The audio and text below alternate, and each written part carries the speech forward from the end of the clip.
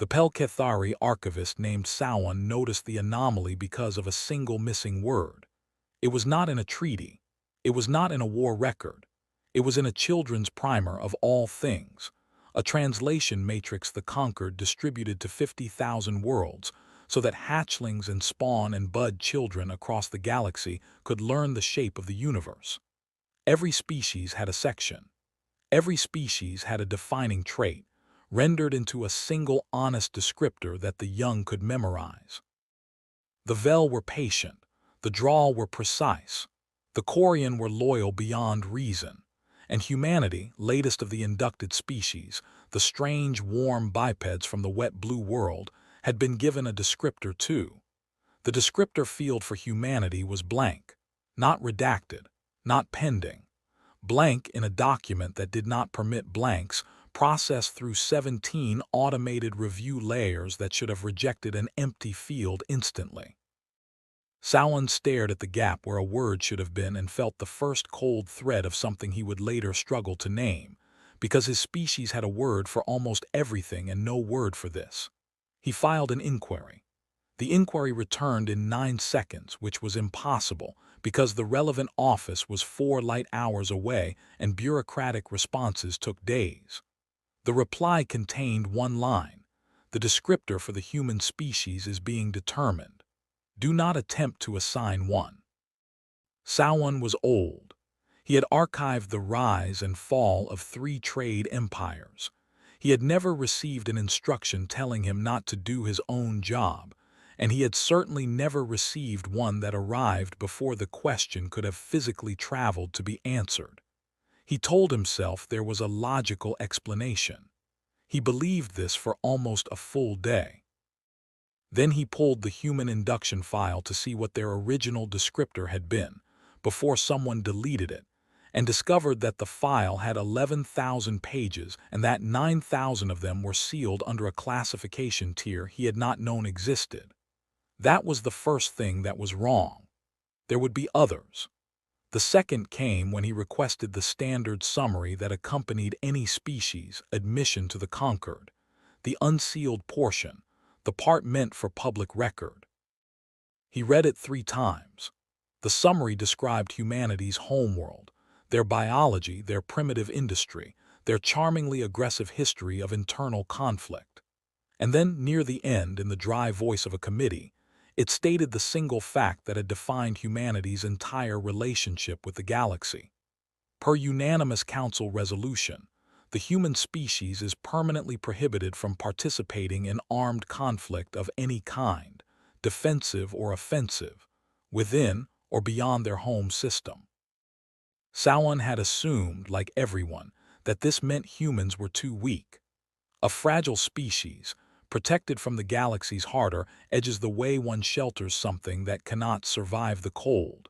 It was the kind thing to believe. It was what the primer implied, what the trade gossip implied, what every civilized creature assumed when they heard that the humans were not allowed to fight. But the resolution did not say humans were forbidden from war for their own protection. It said they were forbidden because of what would happen to everyone else. Samhain read that line, and the third wrong thing arrived, and it was the worst because it was a question he could not unask. If humanity was so dangerous that the entire conquered had united to ensure they could never go to war, then why in 9,000 sealed pages had no one ever recorded what humans had actually done to earn that fear? There was no battle in the record, no massacre, no atrocity. The prohibition had no precedent attached to it. The galaxy had looked at humanity, a species barely off their own planet, with no fleet, no empire, no victories, and had decided preemptively, unanimously, in terror that they must never be permitted to fight. You do not ban something for what it has done. You ban it for what it has done. The absence of a reason was the reason. Something had been seen, something had been understood. And then it had been buried so thoroughly that even the act of burial was hidden. Samhain closed the file. He told himself he would not look further. He was lying, and somewhere in the warm, wet dark of his own caution he already knew it. The woman the humans would later argue about for 100 years was, at that moment, 4 light hours and a lifetime away, scrubbing a fungal bloom off the inside of a water reclamation tank with her bare hands because the protective gloves had run out 8 days ago and would not be resupplied for 60 more. Her name was Mara Voss. She was 34 years old, and she was not a soldier, because there were no human soldiers anymore, because humans were not permitted to be soldiers. She was a sanitation and life support technician aboard the Threshold, a human civilian habitat ship that the Conquered permitted to drift along the unprofitable edge of the Veil, a region of dead stars and old debris that no one wanted, and therefore no one minded humans having. The humans called it freedom. The Conquered called it containment. Both were right. Mara had a daughter named Illa, 8 years old, who had never breathed unfiltered air and who asked, every few weeks, why they could not go to the green world she saw in the learning matrices. Mara had stopped giving real answers. The real answer was that the green worlds were for species the galaxy trusted, and the galaxy did not trust them, and Mara did not understand why, because she had read the same blank descriptor that Samhain had, the same prohibition, the same absence of a reason. Humans, it turned out, knew as little about why they were feared as everyone else did. The ban was not just a cage. It was a cage whose lock no one inside could see. This is the part that matters, the part the galaxy would never quite grasp. Humanity had accepted the ban. For 80 years they had accepted it, not out of weakness, out of something the Conquered had no instrument to measure and therefore did not believe existed. The humans had looked at a galaxy that feared them for unknown reasons, and rather than rage against the injustice, they had decided to wait patiently, generation after generation, until the galaxy stopped being afraid. They were trying to be small. They were trying to be safe to be near. It was the single most dangerous thing they could possibly have done, and not one alien alive understood why. Mara finished the tank. She climbed out, dripping, and that was when the threshold lurched, and the lights died, and the distant, impossible sound of the hull being opened by something that was not supposed to be there rolled through the ship like a held breath finally released. The Sithar were not part of the Conquered. They were the thing the Conquered pretended not to need walls against. They came from beyond the map dark, and they did not negotiate, and they did not take prisoners in any sense the Conquered recognized, and they had found the threshold the way a current finds a wound. They boarded because a drifting human habitat at the edge of dead space was, by every assessment they had ever made of the galaxy, the safest possible target. Unarmed, forbidden to fight, forgotten, a species the powerful had declawed and abandoned. The Sithar commander, a stratified intelligence that the humans would only ever know by the translated designation Ridge, made a logical calculation on first contact. The humans would surrender. All Conquered adjacent species surrendered when faced with overwhelming force, because surrender preserved the most life, and the preservation of life was the deepest logic the galaxy ran on. Ridge had broken 30 civilizations. It had never once been wrong about this. It announced its terms over the human comms in the flat synthetic Conquered tongue. The threshold would yield, its population would be catalogued and distributed, and resistance would be answered with the death of 1 human per minute until compliance. Then Ridge waited for the surrender, and the first wrong thing happened, the first of many, the first crack in a logic that had never cracked before. The humans did not answer. Ridge waited the customary interval. It assumed a translation failure. It repeated the terms. Still nothing. Not defiance. Defiance, Ridge understood. Defiance was just surrender that hadn't finished arriving yet. This was silence. The humans had received the terms, and they had simply declined to participate in the conversation at all, and Ridge had no protocol for an enemy who would not even acknowledge being threatened. It killed a human to restart the dialogue, as promised, a maintenance worker named Tev who had been hiding in a supply alcove, and it broadcast the death so the others would understand the cost was real. The humans understood. Mara understood, crouched in the dark with her hand over her daughter's mouth, listening to a man she had shared meals with die over the open channel. She understood completely. And the humans still did not surrender. Ridge began to recalculate. This was the behavior of a species that valued something more than survival, and Ridge knew of such species: zealots, hive minds, the occasional suicidal pride culture. But those species announced their values. They shouted them. They made you understand why they would die. The humans explained nothing. They simply absorbed the death of one of their own and went quiet again, and in that quiet Ridge felt, for the first time in its long predatory existence, the specific discomfort of facing something it could not model. It killed a second human to gather more data. The data made the picture worse, because the humans had begun to move, not toward the Sithar, away. Through the ship, into the maintenance crawls, the reclamation tunnels, the spaces between the spaces, the parts of the threshold that did not appear on any standard schematic because they were not designed by anyone. They had been improvised over 80 years by people who had nothing to do but understand every centimeter of the only world they were allowed to have. The humans were not fleeing. They were dispersing into a structure they knew the way a body knows itself, and Ridge's boarding parties, who knew the ship only as a clean diagram, began to walk into the dark and not come back. Mara was not part of this. Mara was not brave. This is important, because the galaxy would later turn her into a symbol, and symbols are easier to fear than people.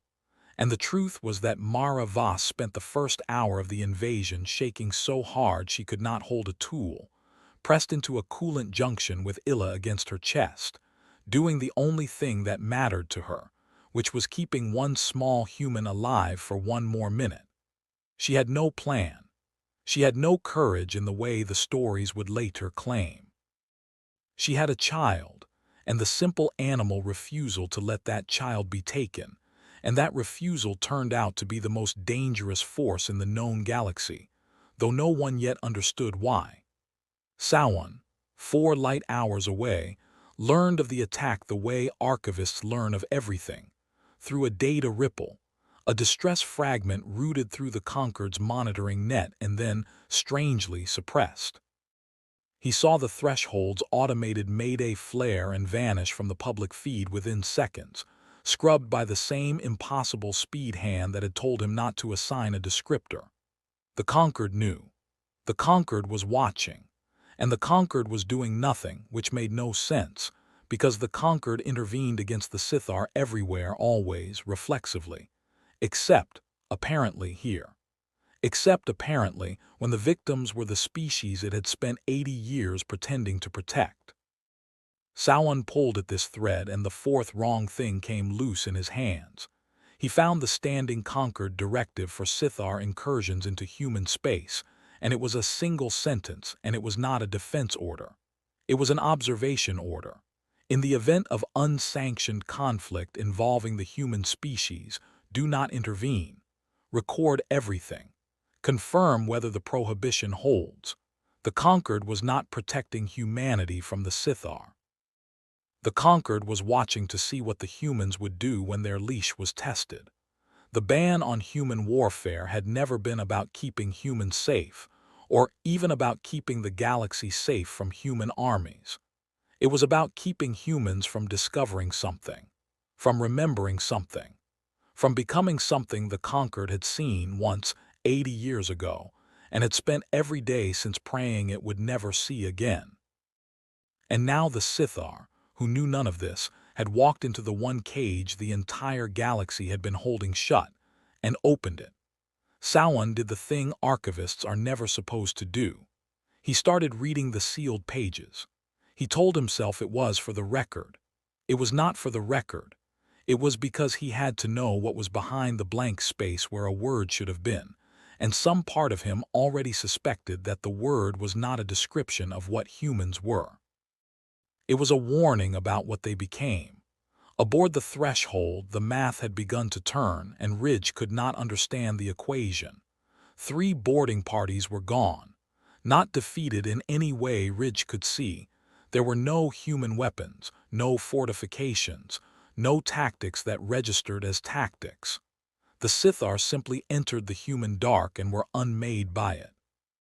One party's final transmission had shown them following a fleeing human into a corridor, and then the corridor's atmosphere had vented, except the humans had been ready for it, sealed in maintenance suits, while the Sithar, who did not breathe the human air mix and had removed their environmental seals as unnecessary in a conquered Hulk, discovered too late that the species they thought helpless had simply decided to make the entire ship into a weapon by removing the air. The humans had no guns. So they had turned the absence of air into a gun. They had turned the ship's own body against the invaders, accepting damage to their only home, flooding their corridors with vacuum and cold and their own ruin, because they had calculated that they could endure the loss of the ship, and the Sithar could not endure the loss of breath. This was the thing Ridge could not model, and it was the thing the galaxy had banned, and it was the thing in the sealed pages, though Samhain had not yet reached it. Humans did not have a survival instinct in the way other species did. They had it, yes, but they had something layered over it, something stronger, a willingness to spend their own survival as currency, to trade pieces of themselves and their world for a purpose, and to keep trading long after the trade had stopped making sense to anyone watching. Every other species in the Conquered ran on a single bedrock principle. When the cost of fighting exceeds the value of winning, you stop. It was not cowardice. It was sanity. It was the logic that made civilization possible. Humans did not have a stopping point. That was the secret. That was the whole secret, and it was so simple and so monstrous that the galaxy had decided the only safe response was to make sure humans never had a reason to discover it about themselves. Ridge sent a 4th party and changed tactics, and the tactic was cruelty, because cruelty had always worked. It began hunting the non-combatants, the children. The reasoning was sound by every standard the galaxy used. No species would let its young die to protect a position. Threaten the young, and the adults would break, because the protection of offspring was the deepest logic beneath even the logic of surrender. Ridge found a cluster of humans sheltering in a hydroponics bay, mothers, children, the old, and it issued its final ultimatum, and it was certain this time that it had found the lever that moved all living things. What happened next, Ridge would spend the rest of its existence trying to understand. The adults did not surrender to protect the children. The adults put themselves between the Sithar and the children and began to die in a way that was not fighting and was not surrender and had no name in any language Ridge possessed. They did not beg. They did not bargain. They moved forward into death deliberately, each one buying seconds, and the children. And this was the part that broke something in Ridge's stratified mind. The children did not flee in panic. The children moved in practiced order into the maintenance hatches because they had been taught, these 8-year-olds, these spawn of a forbidden species, they had been taught the dark paths of the ship the way other children are taught songs. The humans had been preparing for this, not for the Sithar specifically, for this. For the day the galaxy's mercy ran out.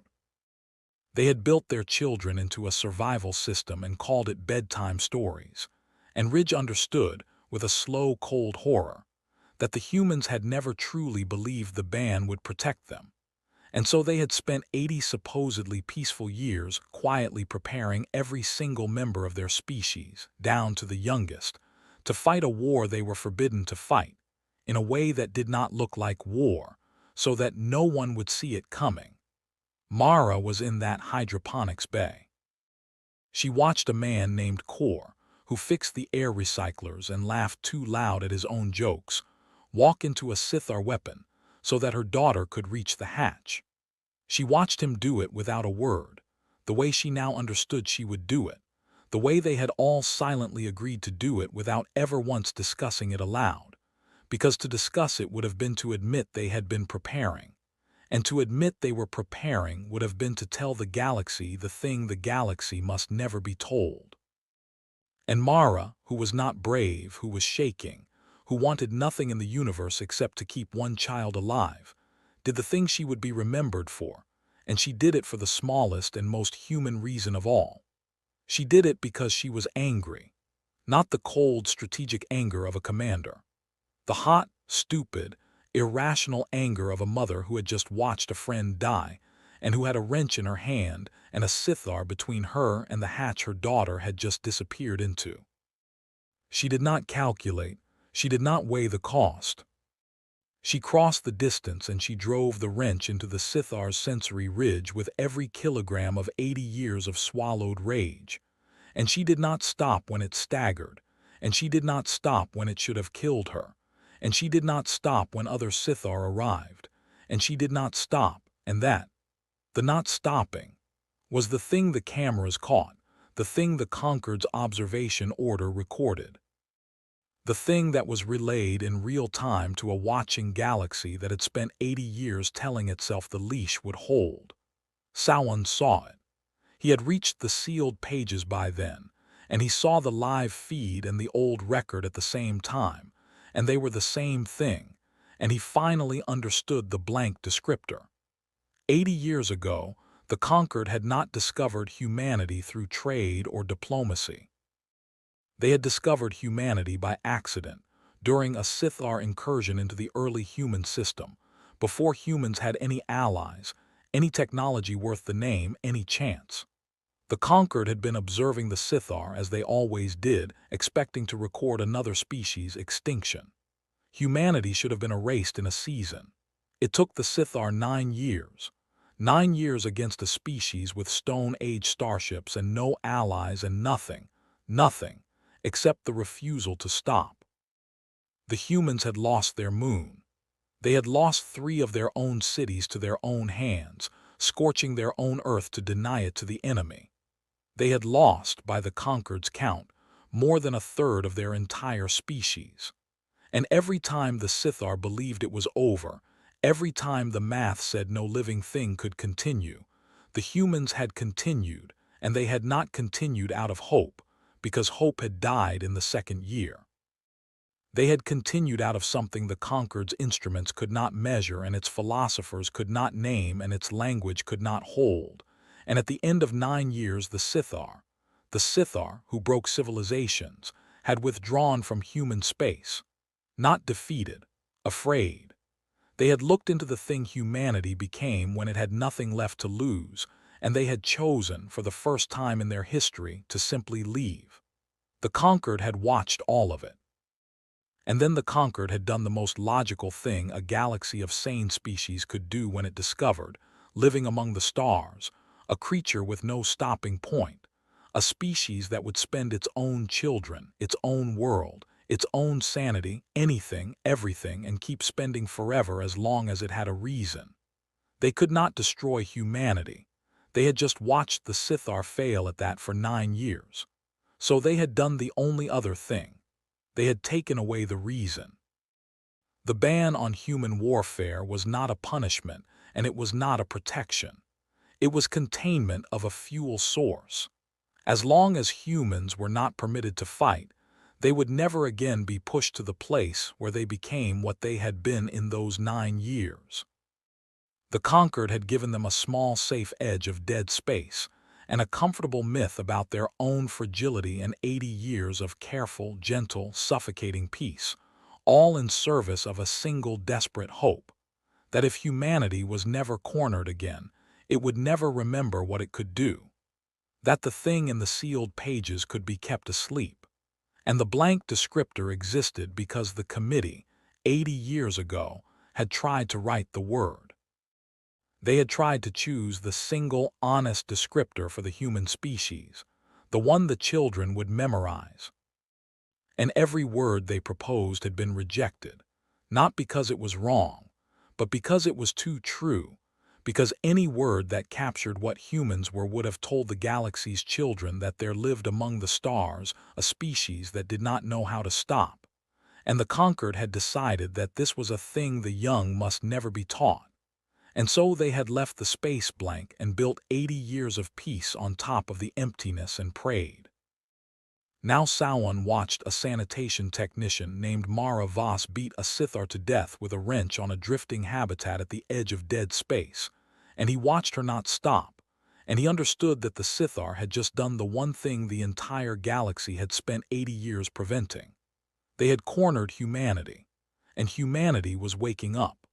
The feed from the threshold should have stayed quiet. The observation order said record, do not intervene, confirm whether the prohibition holds. But the prohibition was not holding, and Sauron, watching, did a thing that an archivist was even less permitted to do than reading sealed files. He broke the suppression. He took the feed, Mara, the wrench core walking into the weapon, the children moving in practiced order into the dark, the 80 silent years made suddenly visible, and he pushed it out of the sealed channel and into the open one, into the public record, into the primer net that reached 50,000 worlds and every hatchling and spawn and bud child in the conquered. He did it because he believed the galaxy had the right to know what it had built its peace upon. He did it because he was old and afraid and tired of the blank space.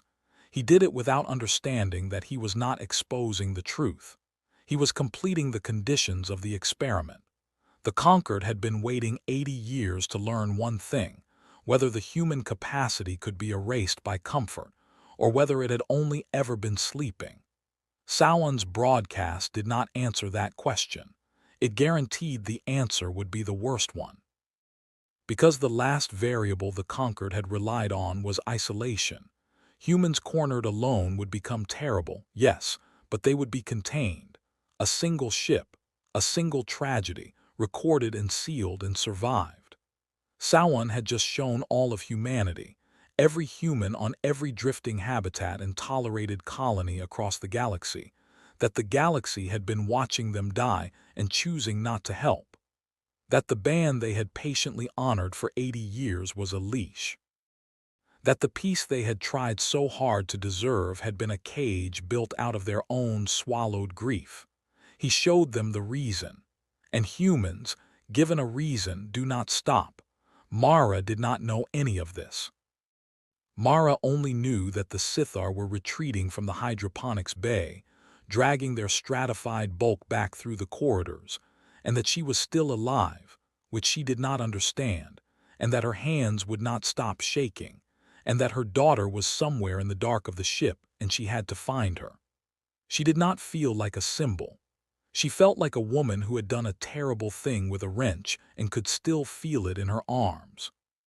The galaxy was watching her and she did not know it, and if she had known it, it would not have changed what she did next, which was to go into the dark to find her child, calling Illa's name in a voice gone ragged, because that was the only war she had ever wanted to fight.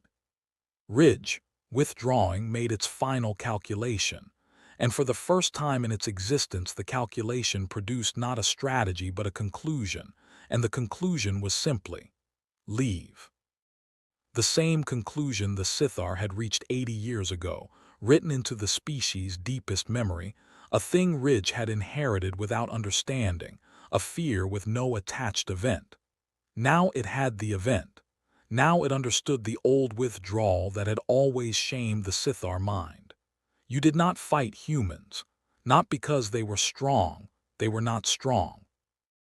You did not fight humans because winning required you to make them keep going, and a human that keeps going has no upper limit, and a creature with no upper limit cannot be defeated, only outlived, and humans, Ridge now understood with crystalline dread, were very, very good at outliving things. They had outlived their own moon. They had outlived hope. They would outlive the Sithar, given a reason. And Ridge had just spent 6 hours teaching them, one death at a time, exactly how angry they were allowed to be. Ridge pulled its surviving forces from the threshold and fled into the mapped dark, and it did not stop fleeing, and that flight, broadcast, recorded, watched by 50,000 worlds, was the turning point, the moment the galaxy could no longer pretend. The Sithar, who broke civilizations, had boarded an unarmed habitat of a species banned from war, expecting the easiest conquest in their history, and they had run.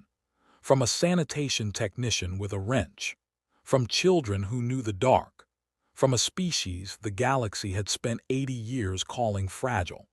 The myth died on every screen in the conquered at once. Sauron watched the public net light up with the reactions of a galaxy realizing, in a single hour, that everything it had been taught about humanity was a lie constructed to keep it calm. He felt the cost of what he had done settle onto him. He had wanted to give the galaxy the truth. He had given it terror instead, because the truth about humanity was terror, and there had never been any version of revealing it that ended gently. The blank descriptor had been mercy. He had not understood that until he destroyed it. And the cost to Mara, the cost that the stories would soften and the symbols would erase, was this. She found Illa alive in a coolant junction 3 decks down, and she held her, and her daughter looked up at her with the wide, unbroken eyes of a child who had been taught the dark paths but had not yet been taught what they were for. And Illa said, "I knew you would come." And Mara understood in that moment the full weight of what her species was. Her daughter had not been afraid. Her daughter had trusted, with the bottomless trust of the young, that no force in the universe would stop her mother from coming. And Mara, holding her, knew that this was true, and knew that it was the most dangerous truth in the galaxy, and knew that she had just passed it down. That Illa would grow up knowing, the way all humans somewhere knew, that there was no wall the universe could build that a human would not eventually walk through to reach the thing it loved. The ban had failed not because the conquered had been careless. It had failed because the thing they were trying to contain was not a weapon or a technology or a tactic. It was a mother going into the dark for her child. It lived in every one of them. It could never be removed, only delayed, and the galaxy had just used up 80 years of delay in a single afternoon. The conquered convened in emergency. The recordings of that session would themselves be sealed, but Sauron, who had nothing left to lose, listened through the archivist's channel, and he heard the oldest voices of the galaxy confront the thing they had hidden from their own children. He heard them propose, again, to destroy humanity, and he heard that proposal die the same death it had died 80 years ago, because the threshold had just demonstrated the cost of cornering even one human ship, and there were thousands. He heard them propose to reinstate the ban harder, and he heard a single Droll elder ask the question that ended the meeting, the question that ended 80 years of careful peace, the question Sauron would carry for the rest of his life. How do you recage a species that has just watched you choose to let it die? What reason would they ever again have to honor our walls? There was no answer. There had never been an answer. The ban had only ever worked because the humans did not know it was a leash. Now they knew. And a galaxy that had built its entire peace on the ignorance of one species woke up, in a single afternoon, into a universe where that species was awake, and angry, and aware that it had been feared all along, and aware. This was the unbearable part, the part that made the oldest civilizations afraid in a way they had no organs to express. Aware that it had earned that fear honestly in 9 years of refusing to stop, 80 years ago. Against the very enemy that had just run from a woman with a wrench. Mara Voss was given the descriptor in the end, not by the committee, by the galaxy itself in the way galaxies do, through 10,000 retellings and a name that spread faster than any treaty. They did not call her brave. Bravery, the galaxy now understood, was not the thing. Bravery had a stopping point. Bravery weighed the cost and chose anyway. What Mara had was the thing without a stopping point, the thing the blank space had always been hiding, And when the children of 50,000 worlds finally received their corrected primer, the descriptor field for humanity was no longer blank. It held a single line, and it was not a description of strength, and it was not a boast, and it frightened every species that read it precisely because it was so quiet, so plain, so devoid of threat that the threat was the absence of any limit at all. It said, "They do not stop." And on the edge of dead space, on a wounded habitat ship drifting through stars no one had wanted, a woman who had never asked to be feared held her daughter in the dark and listened to the silence where the Sithar used to be. And she did not yet know that 50,000 worlds had just learned her name. And she did not yet know that the galaxy would never again sleep quite so easily. And she did not care, because Illa was breathing against her chest, small and warm and alive. And that was the only victory Mara had ever wanted, and it was the one the universe could never take, because she would have walked through anything to keep it, through vacuum, through fire, through 9 years or 80 or forever, and somewhere in the cold watching dark. Every civilization that had ever feared humanity understood at last the simple, terrible arithmetic they had spent a century trying to forget. That the most dangerous thing in all the stars is not a species that wants to win. It is a species that does not know how to be finished, holding something it loves, and being told it cannot keep it.